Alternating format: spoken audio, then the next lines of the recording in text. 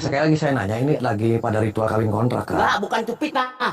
Oh, Peter, nah, saya dapat informasi dari RT Siapa RW. kamu? Kata siapa itu? Bohong itu. Kok kata siapa? Pak, saya itu dari RT RW, saya di sini dapat laporan, makanya saya datang ke puncak Bohong ini. itu. Bohong itu. Kamu nggak ada, kamu datang. Pergi, kamu nggak usah masuk. Pak, bisa nggak dengan sopan santun kita ngobrol? Pak? Nggak bisa itu, nggak bisa emang. Nggak bisa. Pergi kamu. Pak, kita ngobrol baik-baik. Nggak bisa, Kan kita nggak bisa. tamu juga, jauh dari Jakarta. Nggak bisa. Iya. Iya.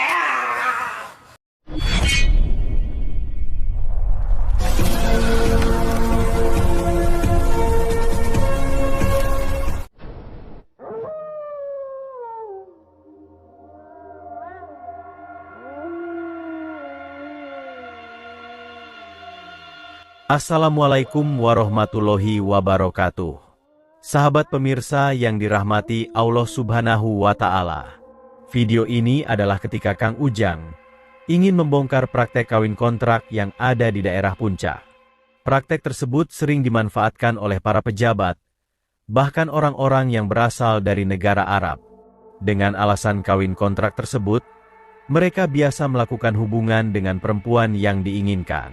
Lalu bagaimanakah aksi Kang Ujang dalam menjalankan aksinya tersebut? Silahkan disaksikan kisahnya selengkapnya. Dan semoga Allah Subhanahu wa Ta'ala senantiasa memudahkan Kang Ujang Bustomi dalam menjalankan setiap misi dakwahnya.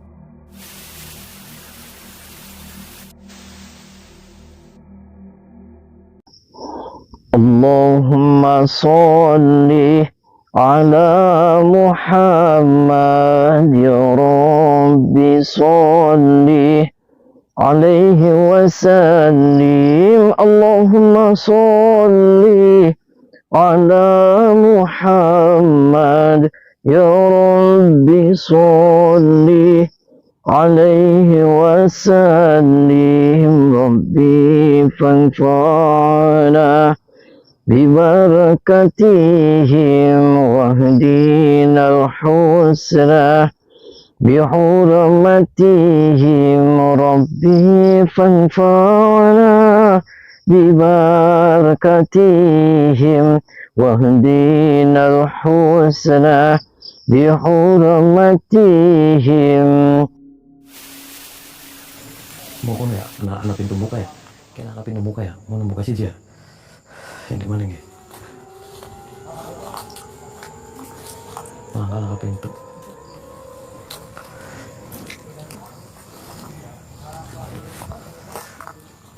Mana pintu?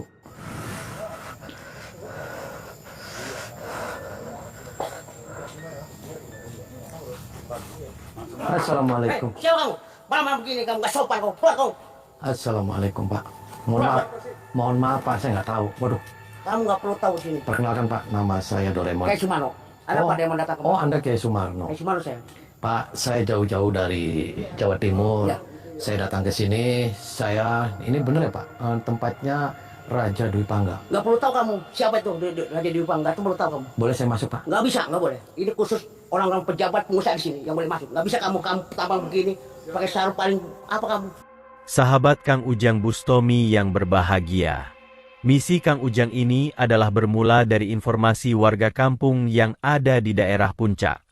Yang mana warga tersebut mengatakan bahwa kampungnya yang memang berada di daerah terpencil itu dijadikan tempat para orang-orang pencari kenikmatan sesaat.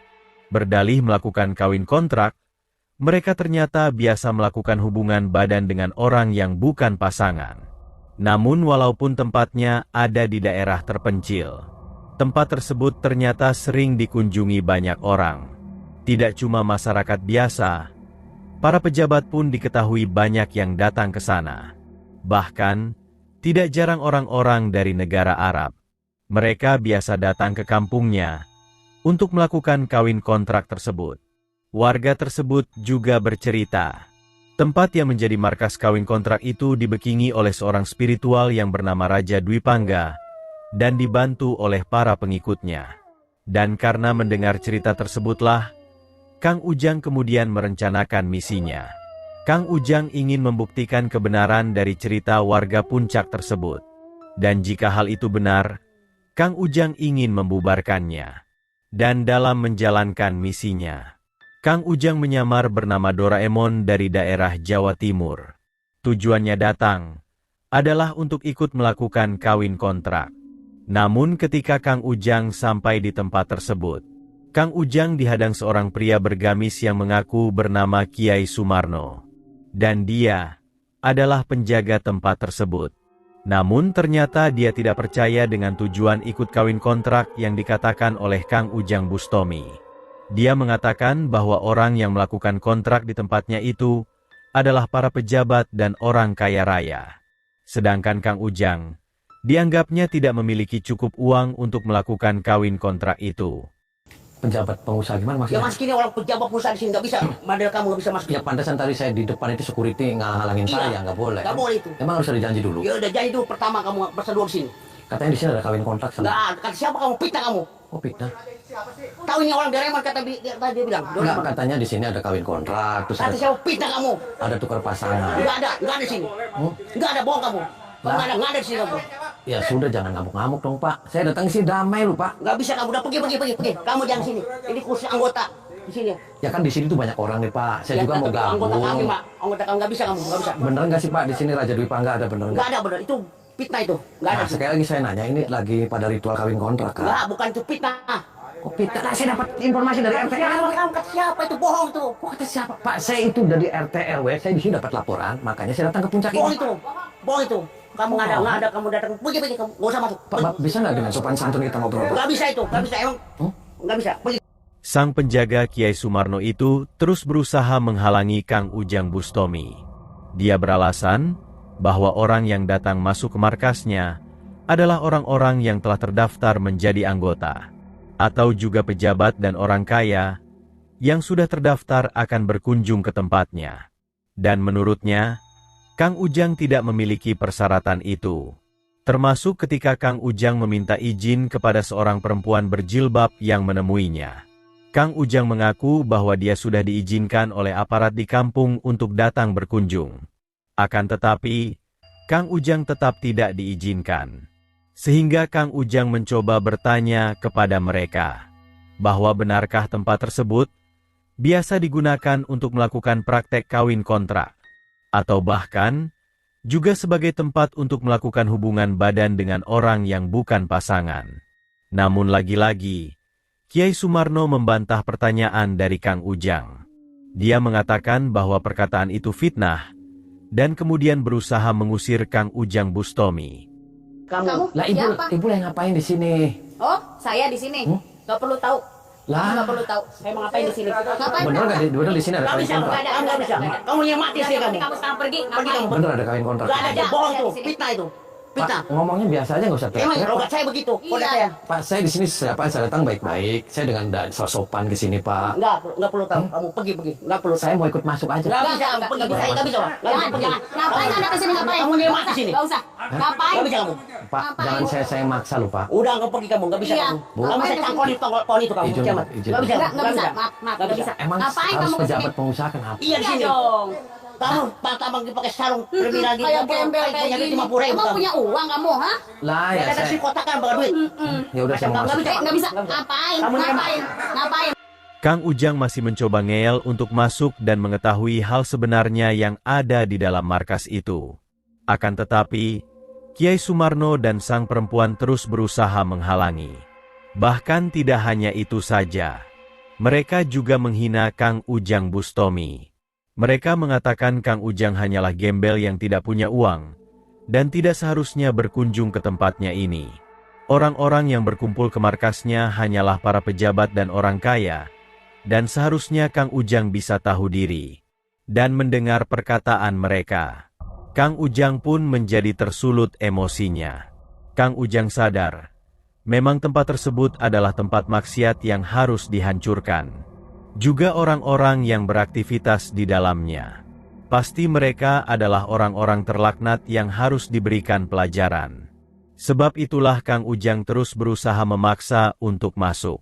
Kang Ujang sudah bertekad bulat. Apapun yang terjadi, dia harus menghentikan tempat yang dipenuhi kemaksiatan itu. Kamu yang mati kamu. Ah? Kiai Sumano nih, kamu nantang saya. Oh, Anda Kiai Sumano. Gimana kamu? Ladenin saya dulu. Kamu. Jangan mati dia. Jangan mati kamu. Ini Pak, saya sih nggak punya apa-apa, Pak. Mohon maaf, Pak. Kamu bilang yang paling tanggung jawab dengan Yes. jabat nggak ada. Hajar aja Pak, hajar. Hadir, Jangan hadir, mati Allah dia. hadir. Setan siluman. Hajar. Iya.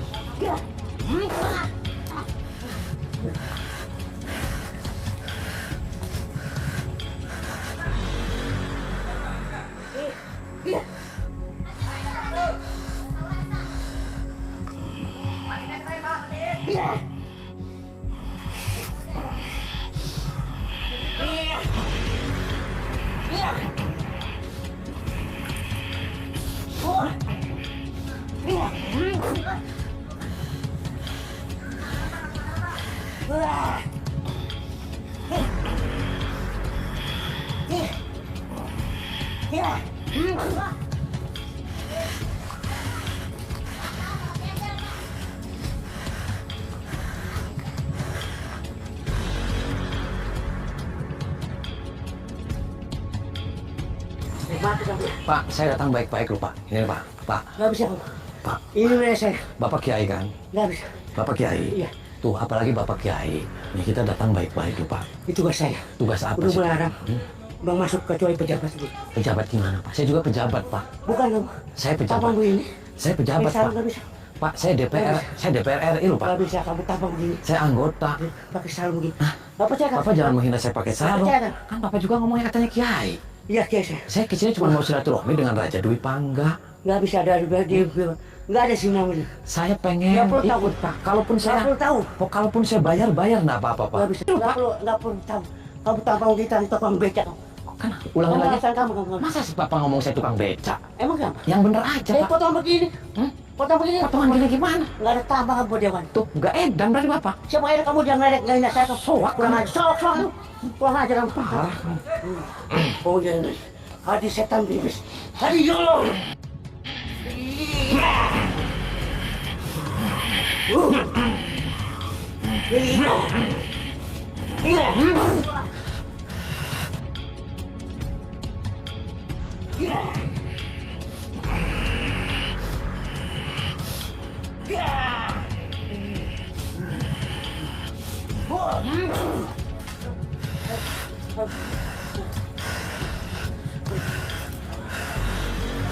Jangan mati dia.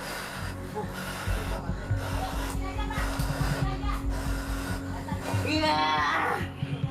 Dun.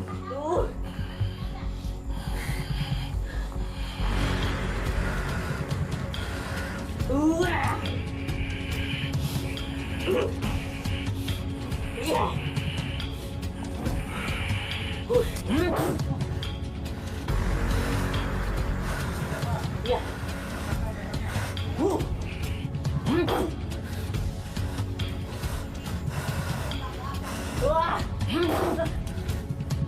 Kiai Sumarno sang penjaga itu terus mencoba memberikan perlawanan. Dengan ilmu kanuragan yang dimilikinya, dia berusaha menyerang dan menghancurkan. Akan tetapi, perlawanan yang sengit itu tidak berlangsung lama. Ketika Kang Ujang mengeluarkan ilmu hikmah pamungkasnya, sang kiai pun langsung mendapatkan ganjarannya. Ilmu hebat itu menghantam tubuhnya, sehingga langsung membuatnya terkapar tak berdaya. Dan melihat Kiai Sumarno yang berhasil dihancurkan, Kang Ujang pun membacakan ayat-ayat Al-Quran yang mulia untuk menghancurkan ilmu iblis di tubuh sang kiai, juga mencabut seluruh kekuatan setan yang ada di dalam tubuhnya. Terima kasih telah menyaksikan kisah dakwah inspiratif yang penuh edukasi dan kemuliaan ini. Ambillah sisi positifnya dan buanglah sisi negatifnya.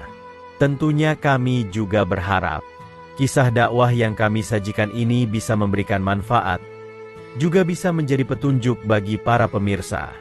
Dan semoga Allah Subhanahu wa Ta'ala senantiasa memberikan banyak karunia-Nya kepada kita semuanya. Wassalamualaikum warahmatullahi wabarakatuh.